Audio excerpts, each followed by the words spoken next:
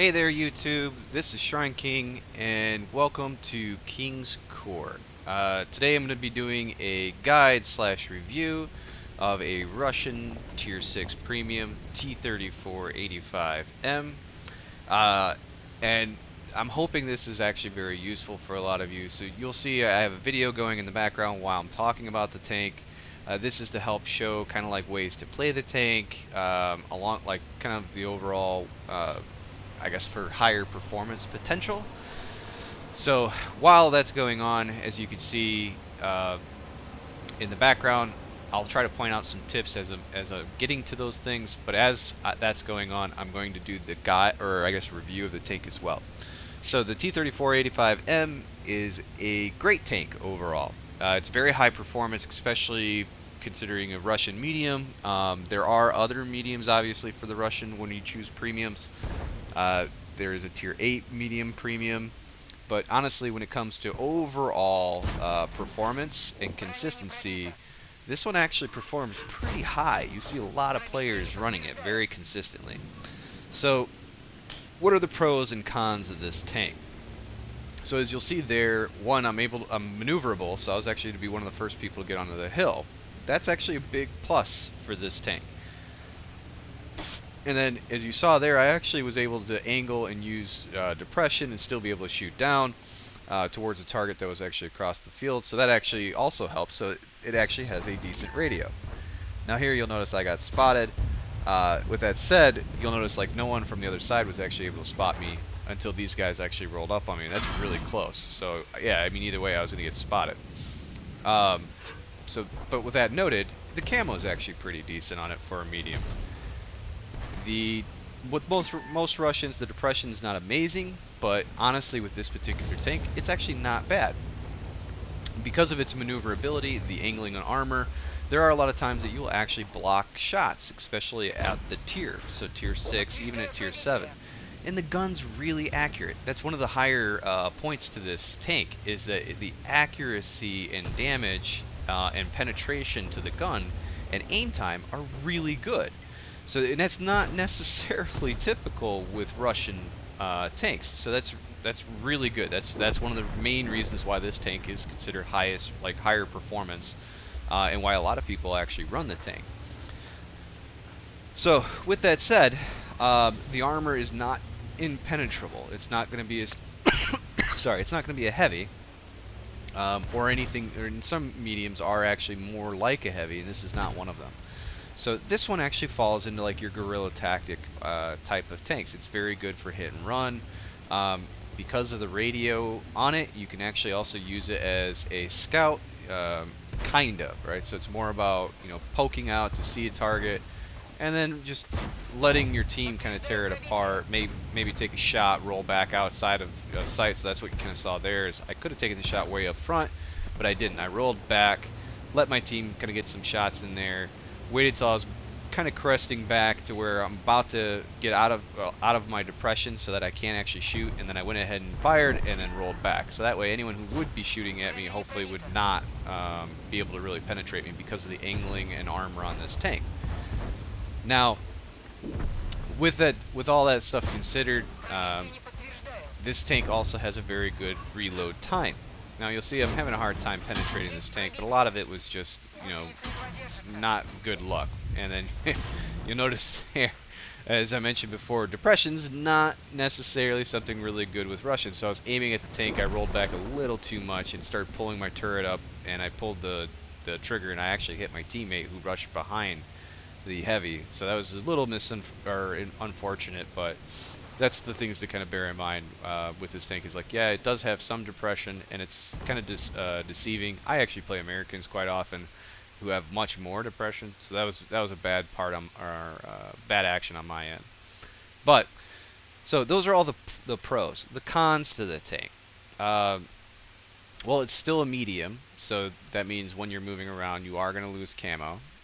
The tank, while armored, is not heavily armored, so that means there are a lot of tier 7s and tier 8s that will be able to penetrate you from any real direction. So it's more about deflections at that point.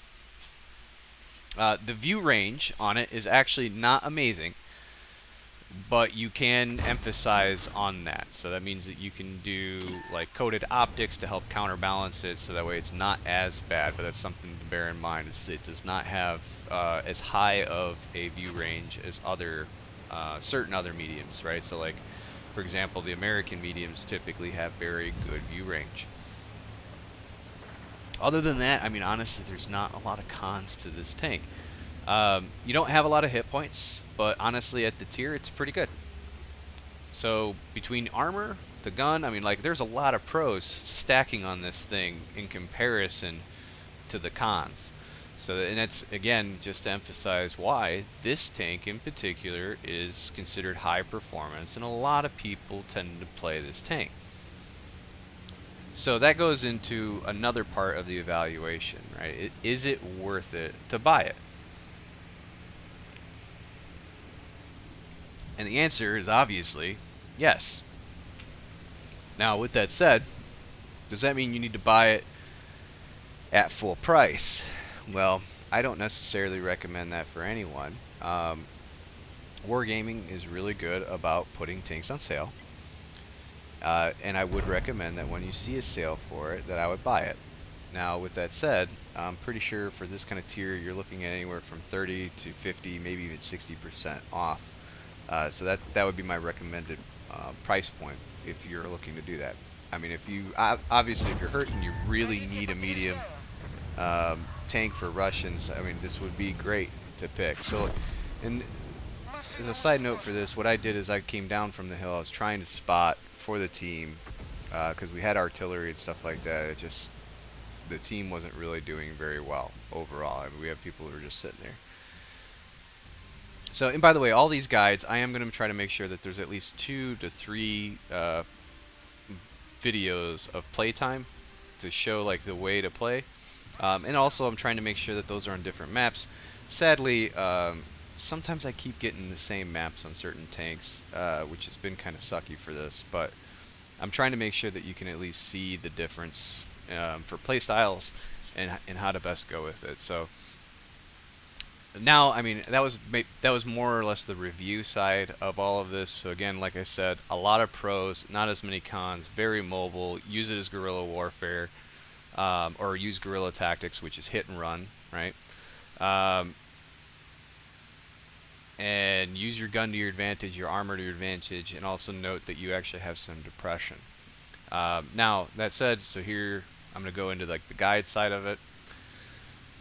Because the design of this tank is mobile, because of the armor, it is good to try to help your team be a little bit more on the frontliner side, but it's more to support your scouts, right? So that's where this tank really kind of shines, is more to get your hit and run or flank shots, but try to be where you believe the scouts are going to start spotting, especially for the scouts that like to rush. So in this case, I'm actually scouting. My scout did not come this way.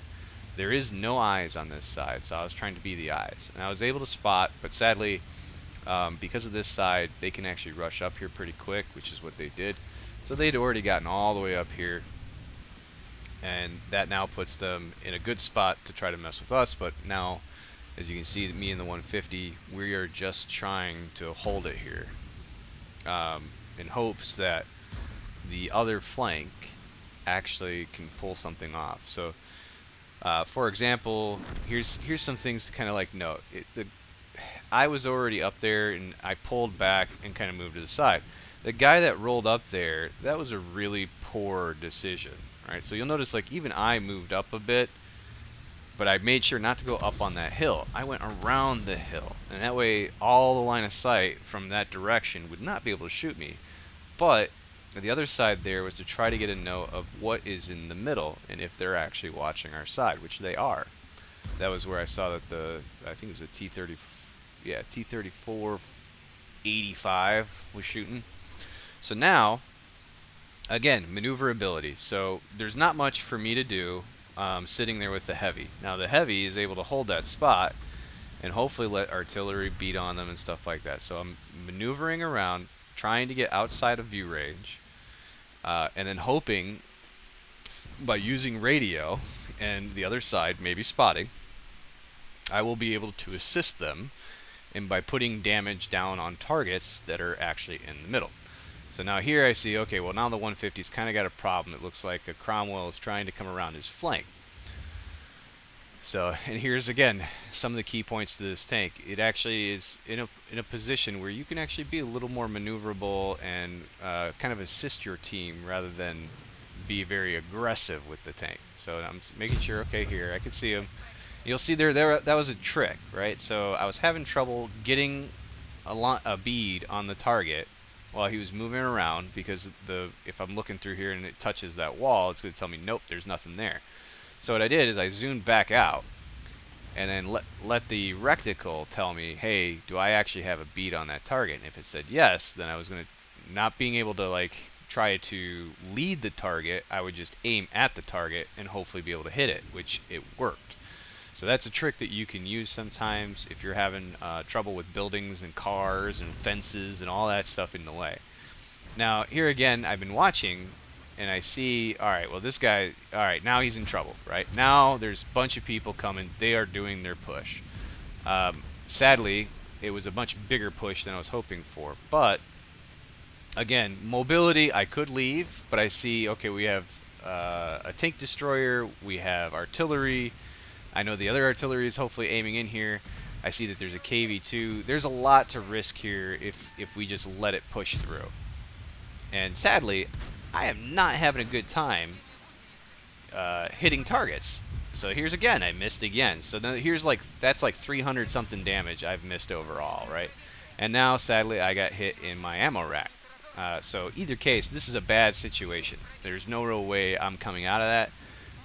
But again, my goal wasn't really to come out of it. It was to try and let the artillery get out of there to help my team. Now, would it really help my team? Because if you looked at the score rate, it was 9 to like 3, 9 to 4. No. Chances are my team's done. They're not going to win, and they didn't win. Could I have actually ran away and performed better for myself? Absolutely. For a lot of you, if you're looking to build your score, rank, so on and so forth, I do actually recommend that. I'm just not necessarily that guy. I tend to help and try to continuously play as a team player. And that was kind of the sense there, is I was trying to allow, hopefully, the tank destroyer and the artillery to leave. I was also hoping to put down some damage, which didn't work out so well, simply just from RNG or just bad aiming on my end, because as you saw, there's multiple shots I did miss there.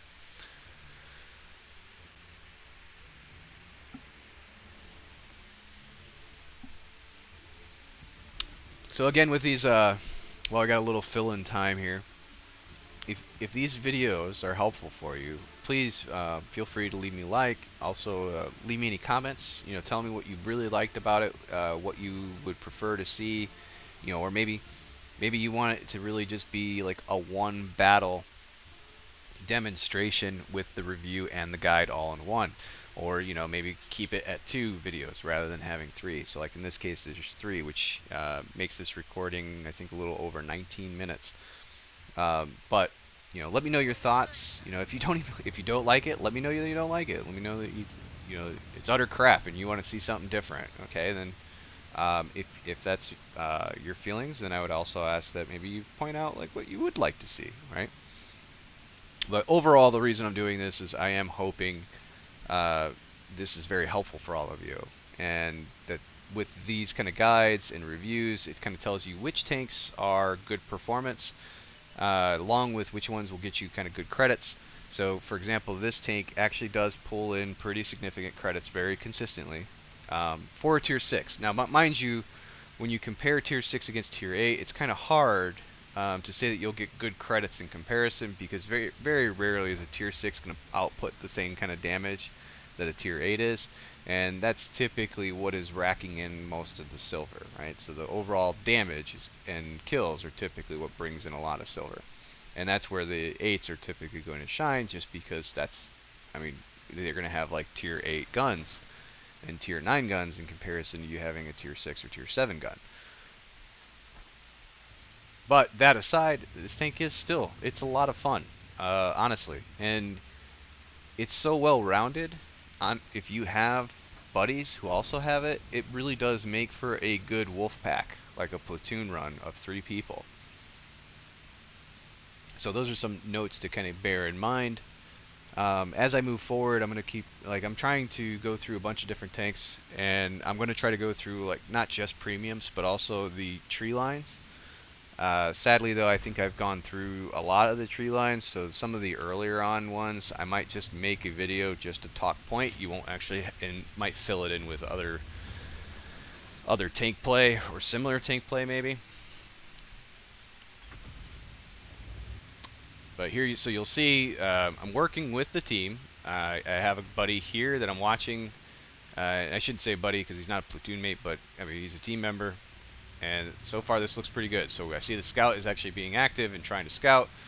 Him and me have been slowly pushing up, trying to be a little careful, right? Because this town is typically pretty dangerous. And you'll see here, okay, we got some targets. Apparently I accidentally shot or something. I don't know what happened there. And then here's where I'm saying, like, the armor is actually pretty good. So you see there, it just bounced a shot, but I don't seem to have a shot there. And again, that could be like walls or whatnot. So here I'm like, all right, well, let me back up. I can angle it this way. All right. And then if you notice, a lot of that target, I can't really hit him too much, but at the very bottom, that lower glacis, that's actually a penetration shot. So I went ahead and took that. And you'll see the guy did fire at me. I did see that. And then, oh, I took a hit, so I'm backing up. Not only that, but it wasn't necessarily a prime spot to be for me. So I'm over here kind of seeing what's going on. And again, I have maneuverability, so here I see, okay, now artillery fired a bunch of shots. Might be worth actually kind of moving up to try to help push on some of these guys. There we go. Oh, look, bounced another shot from the Comet.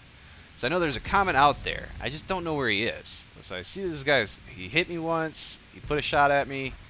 So he's out there somewhere. And I apologize, I'm looking at this and I'm hearing, and apparently there's like an overlap for the audio. So I'm hearing a shot even though it didn't fire yet. So I think there's a little bit of delay. So I do apologize for that. It must be something with the recording. I've been doing a lot of well, what is it, like the last 15-minute recording type stuff from NVIDIA, and I'm noticing, like, I also see like little blips of like black that comes up. So if you're seeing that, you know, I do apologize.